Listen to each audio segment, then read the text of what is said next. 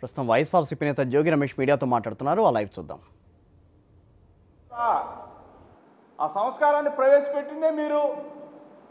డబ్బులతో ఈ రోజున మీరు రాజకీయ వ్యభిచారాన్ని కూడా ఒడిగడతా ఉన్నారు.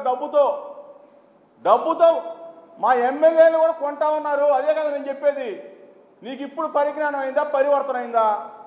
ప్రజలేమో ప్రజలకు ఓటు కంటే 1000 రూపాయలు ఇవ్వాలంట. నువ్వు మాత్రం ఎమ్మెల్యేలు మాత్రం 50 కోట్లు 40 కోట్లు 30 కోట్లు చేసుకునేస్తావు. ఏం సార్ ఇది? దేవినేని ఉమాకు ఒకటే చెప్తా ఉన్నా మీ ద్వారా, ఏదో సొల్లు మాటలొద్దు.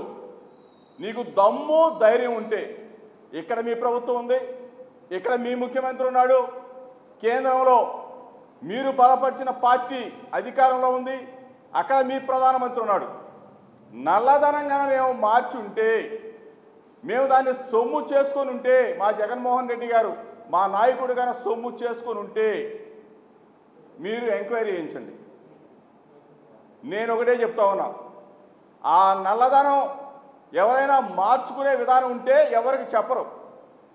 ప్రభుత్వం కానీ డిపార్ట్మెంట్ కానీ అందులో కండిషన్స్ ఉంటాయి, నల్లధనం మార్పిడి కండిషన్స్. ఇవన్నీ తెలుసుకోండి. ఏమీ తెలియకుండా ఏదో ప్రెస్ ముందుకు వచ్చేసాం, వాగేసాం, వెళ్ళిపోయాం. పులివెందులకి నీళ్ళు ఇస్తాం ఏంటి? పక్కన మా నియోజకవర్గానికి మొన్నటిదాకా అసలు సాగర్ జలాలంటే కూడా తెలియదు. సాగర్ జలాలే మర్చిపోయారు జనం. దేవుడు కరుణిస్తే తప్పితే, వర్షాలు తప్పితే సాగర్ నీళ్ళే మర్చిపోయారు.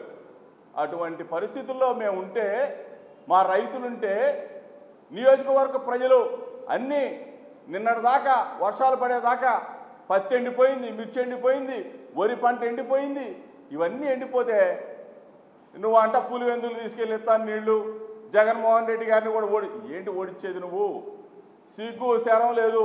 100 సార్లు చెప్పాం, మా 20 మంది ఎమ్మెల్యేలు తీసుకెళ్లారు కావయా, హృదయం చేయించండియా, ఎన్నికల కురుక్షేత్రంలోకి వెళ్దాం. మా దమ్మేంటో, మీ దమ్మేంటో, మీ పార్టీ దమ్మేంటో, మా పార్టీ దమ్మేంటో, చంద్రబాబు నాయుడు గారి దమ్మేంటో, జగన్మోహన్ రెడ్డి గారి దమ్మేంటో తేల్చుకుందామంటే తేల్చుకోలేదు, పారిపోతారు. ఒళ్ళు దగ్గర పెట్టుకొని మాట్లాడండి. చాలామంది నిన్నటి నుంచి మొన్నటి నుంచి నిన్న కూడా ప్రెస్ మీట్లు పెట్టి తిడతా ఉన్నారు. సంస్కారం నేర్చుకోండి ముందు.